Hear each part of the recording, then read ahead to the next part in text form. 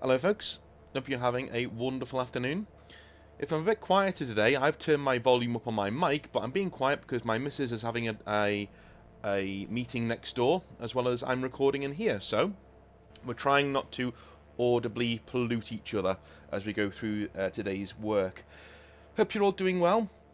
If you like what I do, please subscribe to the channel. It helps out a lot and it gets me towards my next target of 20,000 subscribers. We didn't rest on our laurels. We got to 15,000, which I'm incredibly grateful for. But hey, growth is always good. Let's see how close we can get to 20,000 by the end of the year. That is a hell of a ambitious target, but hey, it's what you got to do in life. You know, you got to aim big. See where we can go.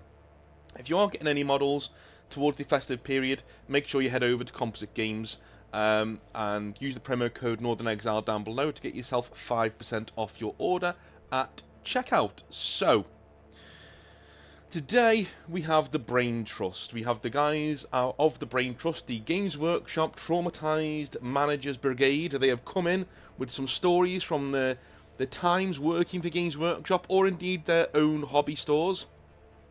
And I asked a simple question of the Brain Trust and of our channel on the Discord where we discuss this kind of thing, and it was, what's the worst thing that's ever happened in your store?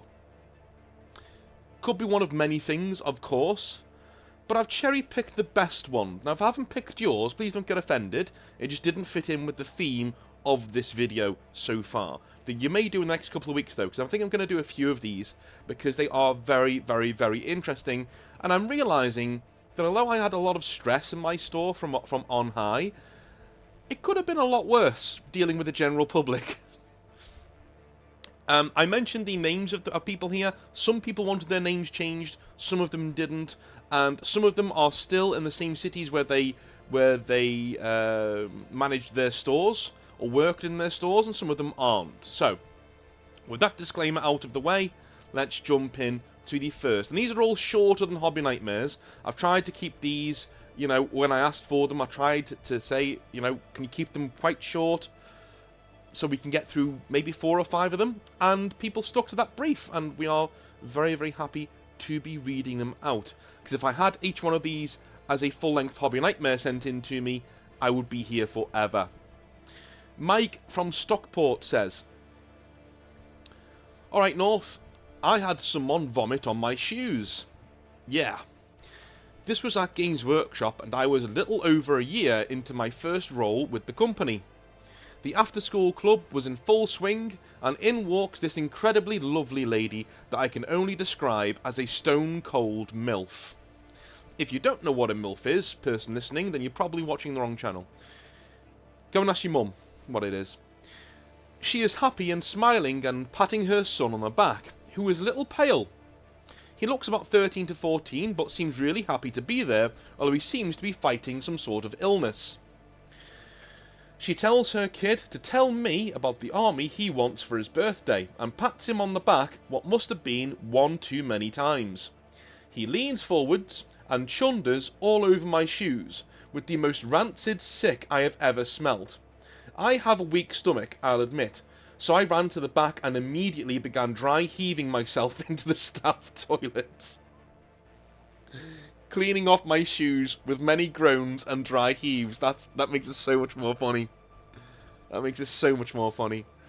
The kid's like, and then you're immediately just going, and putting into the back. That's hilarious. Not nice, but it was the lad's birthday. As a joke, I came out of the back with my shoes, without my shoes on. And apparently being ill is just what the lad needed to clear the pipes, as he seemed fine now. Thanks, bud. I gave him a free White Dwarf and a bottle of water to drink and tissue to blow his nose. He ended up getting exactly what he wanted, a load of paints and one of the old £45 Eldar starter box sets. Those used to be so cool, man. Do you guys remember those? The £45 starter box sets? Like an army in a box? Those were great. My god, it's a shame that we're not getting shit like that anymore. Ugh. Sucks. Anyway, moving on. Alan from Newquay says, "Yo, thanks for reaching out." No problem, Alan. So I guess the worst thing to happen to me was walking in on someone doing something pretty shady. Well, not shady, just not really appropriate. I was running a Games Workshop store at the time as relief staff. Now, if you don't know what relief staff is, they are staff members who are called into the store to manage a store when the manager is indisposed and can't be there. If he's ill or goes on holiday, that kind of a thing. They're not officially employees of Games Workshop, but they are paid by Games Workshop. It's weird. It's weird. It's a kind of a get-out-of-jail-free card, because a relief staff is kind of recruited by the manager, not Games Workshop themselves, so they haven't vetted you yet, you know what I mean? But anyway, eventually I'd get my own store, but hey, this was how I got my foot in the door. Yeah, no problem, man. We'd had a Friday night Veterans Night, and it was pretty clear that two of our hobbyists, Mike and Sarah, were pretty into each other. Constant flirting, comments, touchy-feely, that kind of thing. Anyway, as the night heads on, I notice that both Mike and Sarah have disappeared. No biggie, I think. They must have headed elsewhere. The thing was, their armies were still in the store underneath the gaming table, and after a while I noticed the door to the back end of the store, the non-public part, is slightly ajar, and someone opened it but didn't have the means to lock it. Fearing for the stock in the back, I opened it and step in, only to find Sarah on her knees performing an act upon Mike's little person. I didn't want to laugh too hard because I'm trying to be quiet. That's just fucking hilarious. He just walks in and she's there gobbling away. Oh my god. Mike asked me if I could give them a minute. What a chad. What a chad. He's standing there, he's been caught with his knob out, and the first thing he says is, "Oh, mate, could you give us a minute?" Oh my god. I told them both to pack up and get the fuck out of the store before I called the police. They were banned for a month and told to keep that shit to their own homes from now on. Dude, I know a lot of managers who would have banned them for life, but if it's just you in the store, I guess you can get away with just banning them for a month, telling them, look, I won't tell anybody, but if I catch you doing shit like that ever again, then I will ban you for life, or I will give it to my manager. They could have been done for a decent exposure there. Because that's public property, that, like, you know, that's in public. Like, you are in somebody else's private property, but it's still public facing. That you could be, seriously, they could have done time. I'm not kidding, they could have done time. Depending on how strict the police felt that day, you know what I mean? And how much they wanted to press it. If there were kids in the store, man, they would have been done for. I know they're behind everywhere. They're behind, like, the back end of the store, but still. Not good. Not good. They got away with a big one there. The balls on Mike, though. Give us a minute, son. Off you go. Anyway. Lisa from Austin, Texas. Austin, Texas says, so, mine is a bit short, I guess. I'm hoping Mike didn't say that. Lisa says, so mine is a bit short, I guess. For a long time, I was so proud of my store and really wanted my parents to see it. I had booked a week's vacation to see them when they flew into Texas from Las Vegas to see me. We had a blast that week. I'd been running my store for about a year at this point, after a messy breakup, and was really happy with the fact that I had rebuilt my life. I was so proud and wanted to show my parents how far I'd come. You go. That's awesome. Well done, love. Well done. Good stuff. Excellent stuff. My folks told me they wanted me to see the store. That they wanted me to see... Okay. Oh, sorry. My folks told me they wanted to see the store. And I was like, for sure, yeah. So we headed down there on a busy Saturday afternoon. In the Texas heat, my relief staff had forgotten to turn on the air conditioning. Oh no. When we walked in, what hit us was a wall. A veritable wall of foul-smelling bodies and farts. At least I hope they were farts. My parents lasted about 2 minutes before making their excuses and fleeing to the coffee shop across the street. I turned on the aircon, sighed, and left to join them. Oh no. Oh, that sucks so bad. That sucks so bad. You just want to show your parents the store. I'm sorry, dude. That sucks. That sucks. Gary from Edinburgh says, bit of a quick one, mine. I ran a store here in the UK one fateful afternoon on a Sunday, to be exact. I am restocking the paints and looking forward to a week off that started on Monday. I hear a loud and glassy crash behind me, only to turn around and see that a local tramp, a wino, still inebriated on stolen vodka from the previous night, has stumbled into my window display and crashed straight through it into my store, annihilating a good load of models in the process. I move the public back from the space, call the police and head office, and wait. The police remove the unconscious perp. The local shopping centre sends someone to board up the window for repairs over the weekend, and I close the store 3 hours early so professionals can come in and remove every shard of broken glass. With little left for me to do, I bank up, lock up, and head home. The store remained closed until the Wednesday of my holiday leave, when I handed my keys over to my relief staff with a bit of a sigh. Oh no. I mean, that could have gone much worse, dude. That could have gone much worse. Again, the worst thing that ever happened to me was that somebody broke my front window on a night out, I think. They didn't smash it, they just broke it down. It's like somebody kicked it at the base of the window, and it spread to the rest of the window. And so we had to get that replaced. That was a bad time. Like, that was not good, because nobody really wanted to help me either. Like, the head office were not helpful at all. Like, I'd call them up, and they were like, yeah, really? Oh, right, well, we'll see if we can get someone down there to help you, I guess.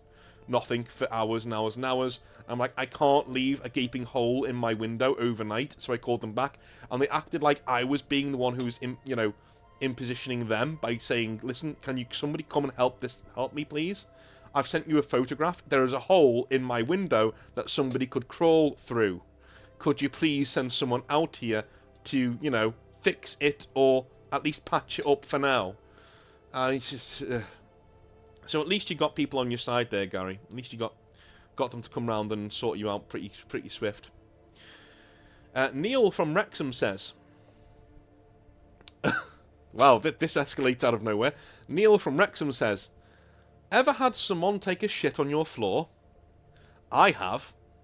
One lovely Saturday afternoon, the store is winding down for the day, and there are a lot of people walking down the high street past my windows. I am restocking a few things, bagging up things for the last customers of the day, when someone wearing a red Liverpool jersey... Sorry, North, I know you must love them. That is a common misconception. I live in Liverpool. I do not support Liverpool. I support Everton. So I don't... you're not offending me by saying Liverpool fans are trash, So don't worry about it. Someone wearing a red Liverpool shirt enters my store. Now, Liverpool have just played our local team in the FA Cup that day, and the match has recently finished. I hear the door go again and turn around. The man is gone, and he has left a pile of feces on the floor. Oh, Jesus Christ. I don't understand. Unless you're bonkers gone on drugs. Even booze wouldn't get you to do something this heinous. Unless you're bonkers gone on drugs. If you're not historically high, what the fuck is wrong with you? Seriously? You should be that guy should be in prison. Like just get him in. That's disgusting stuff. That is disgusting. People just don't think that that's somebody's business.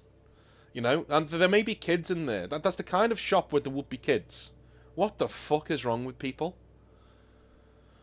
I hear the dog... Okay, we read that bit. I am fuming. Yeah, no shit, man. No shit. You know what I mean. I call the police, and they come around with a guy to remove it and disinfect the floor thoroughly. That's good of them. I give a statement, and a few of the customers do too. And they say they will look at the CCTV of the shopping centre to find the guy. Unfortunately, in Games Workshops, most of us don't have CCTV. That is true. That is true. Most Games Workshop stores don't have CCTV. I don't know why. They just don't. I think if you want to know how little Games Workshop cares about their products and how little they're actually worth to them, the fact that they don't even have CCTV to check for thieves and shoplifters, yeah. Fun fact: they did find him. I think he ended up doing serious time as he was already on bail for something else. But yeah, that's the worst thing that has ever happened to me whilst running a store. Good lord, dude. I'm really sorry.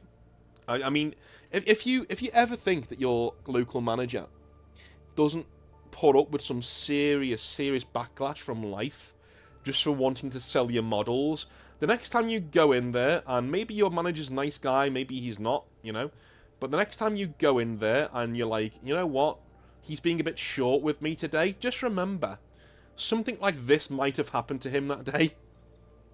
So, just remember, if he's a dick all the time, then fair enough, but if you catch him on a bad day, there's a good chance something like this has occurred. Or even something not as bad as this, but he's got no backup from head office. I remember being shouted at by a window cleaner because I refused to pay him because I didn't ask him to clean my windows. In fact, I tried to stop him from cleaning my windows. Like, I was doing something in the store, I noticed he was finishing cleaning my windows, and I was like, what the hell? I went outside and said, look, mate, I clean my windows, I don't need you to clean them. And he said, okay, no worries, and then he continues cleaning them, comes in and demands payment. We get into a massive argument, I send him off, just say, no, off you go, And then I call head office saying, should I have paid him? And they just don't back me up at all. They're just like, oh, no. Just pay him. I'm like, he's asking for 30 quid for something that I do every week myself. I'm not giving him money out of my till. 30 quid to me at my store meant a lot when I was first starting out, Just, and if something like that happens to a manager, they may be in a bad mood for an hour or two afterwards, It doesn't always need to be something as hectic as somebody throwing up on your shoes or somebody taking a dump on your floor. Although that would also really annoy you. So Paul, in the UK, so he hasn't narrowed it down, he says, let me take a sip of tea first. Right. Hey North, you're the first person to say hello, not just talk to me like we're having a texting conversation. Thank you. Hey North, my town is full of gays. Alright. Just the way he just begins with that. Hey North, my town is full of gays. And I am one myself. Oh, alright, fair enough. Whatever, love is love, dude, whatever makes you happy. This was not one incident, but many between Jake and Tom, two lovely guys from the local area who met each other at my store. Ah, lovely stuff. Almost every time they were in there, they were touchy and feely with each other, kissing and all sorts, which is fine by me. Alright, I'm gonna say, dude, it wouldn't be fine by me. Not because they're gay, but because that kind of behaviour is not good in a store where kids are around. If it's a straight couple doing that, I'd tell them off, and if it is a gay couple doing that, I would also tell them off. One thing I have noticed is gay couples in situations like this, they do tend to be very overly touchy-feely, but I've got a theory, and it's not that dudes are sex-starved or anything like that. I actually think that for a lot of gays that I know, at least friends that I have who are gay, they have a really hard time finding other gay people in general, right? And when they do, then they've got to narrow down who they could actually be involved with, who they actually like. And so if they actually find someone that they're besotted with, that they really like, they go way overboard because they don't want to lose them, right?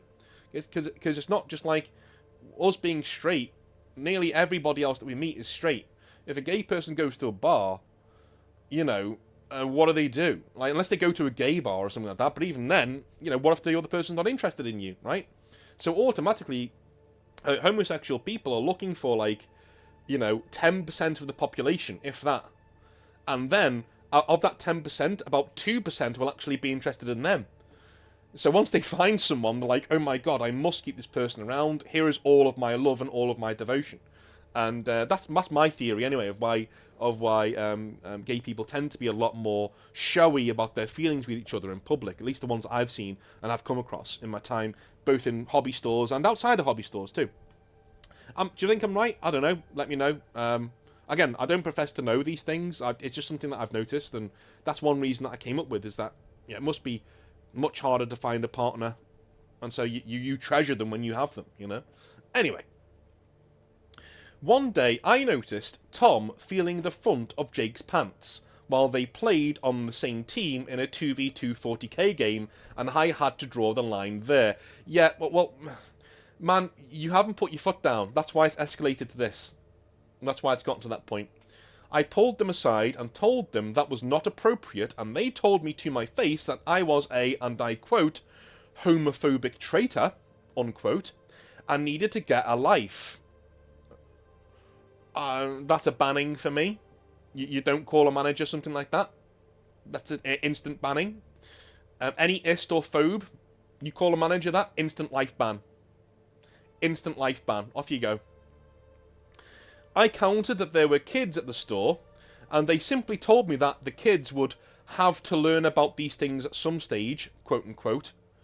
I banned both of them on the spot. Good man. Good man. Yeah, there's a difference here. There is a line has been crossed several times here. You know, as I just said before, you know, feel free to love who you want to love, but when there's kids around, some behaviours aren't appropriate. And yeah, well done to you for recognising that and taking action. Dickheads like that give my lot a bad name. I'm proud of my identity and have a wonderful husband. But here you don't half get some insane folk who just want to push themselves and everybody else, and it just isn't cool. This was the worst thing that has happened to me because it actually made me feel awful, but in hindsight, I guess I shouldn't have.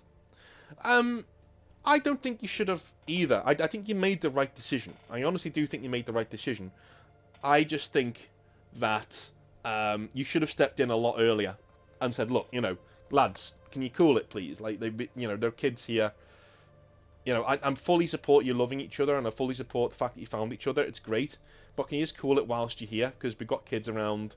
And if they bring up the gay thing, just say, no, if you were a straight couple, I'd do exactly the same thing.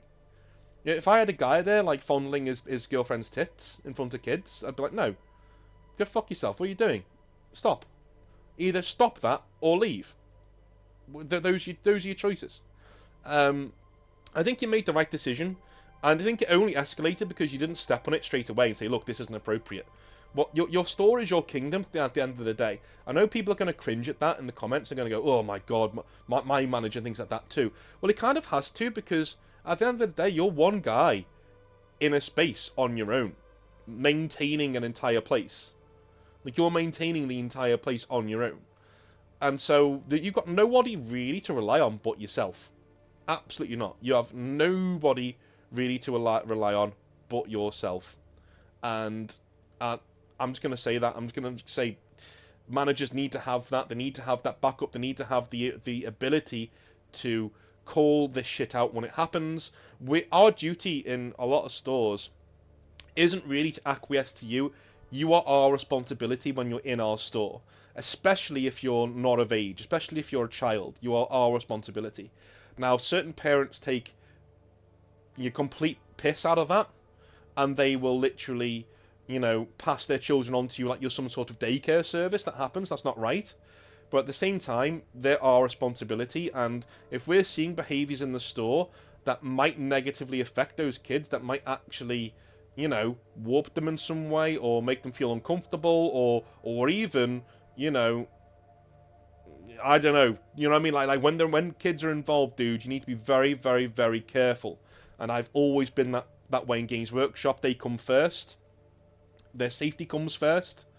If I find something that's not quite right, then I'm going to call it out. Because at the end of the day, the same reason that we don't let people in the back of the store is the very same reason that we don't allow kids to be unattended in the store. And we do not allow, and this is something not a lot of people get, we do not even want kids in the store with us with no parent there to supervise them. If you're there, if it's just me and a kid in a store, I will ask that kid to stand outside the store and I'll call his parents. Because you never know. As a manager, in this day and age, you never ever know. What's to stop that kid from saying stuff? You know what I'm saying? He made an inappropriate comment, or he touched me, or whatever. Like, if you say something he doesn't like, or she doesn't like, right? There are kids out there who will do that, which is why you need to be so careful of the behaviours that go on in your store. It may seem draconic, it may seem really harsh that I'm saying that, but again, guys, these are kids, and you need to make sure that their safety is paramount. They're your responsibility. They shouldn't be, but they are when they're in your store. And you can't just let that go. And if you're ever on your own with a kid in the store, you ask them where their parents are. If they're on their way, fine. If they're not, and they've been left there all day, you take that kid outside and you call their parents. Right? That's if it's just you and them in the store. If it's you and 9 witnesses and that kid's been left alone in the store, not a problem, not an issue. Right? It's very rare that'll happen, but if it does, make sure you take action, because you don't want to be accused of anything bonkers. You don't want, and again, it's not a good look. It's not a good look for one manager to be sitting there with one kid in the store. Just don't do it, right? Just don't do it.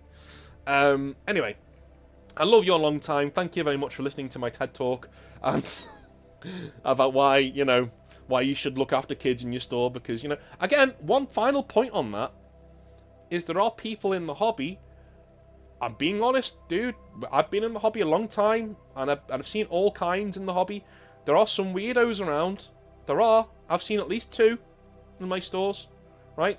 There are some weirdos around who shouldn't be around them. It just is what it is. It just is what it is. It's a fact of life. We're a front, public-facing business. It's a fact of life that there are some strange blokes around there, or women, doesn't matter, who shouldn't be left around kids.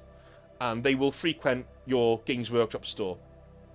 And you need to be very, very, very careful. Again, always keep an eye out. Always make sure that you're dotting your I's and crossing your T's. You know what I mean? That kind of a thing. You're always making sure that you're putting safety first. And that's what this guy did in the end. Paul, you did that in the end, mate. You didn't quite do that at the start. And in all honesty, if you took what you did there to Games Workshop, they would probably reprimand you. I'm going to be honest. I know that sounds really harsh, but if you went to Games Workshop and said, yeah, let them get on with it if they're being touchy-feely, they'd probably come down on you like a ton of bricks. So, again, lessons to be learned. If you are a new Games Workshop manager, or you want to be a Games Workshop manager, hopefully you take that lesson to heart and you're able to, not get sacked. Anyway, I love you a long time. I will speak to you tomorrow for some more Hobby Nightmares. Have a wonderful rest of your day, and I'll see you then. Have a good one. Bye now.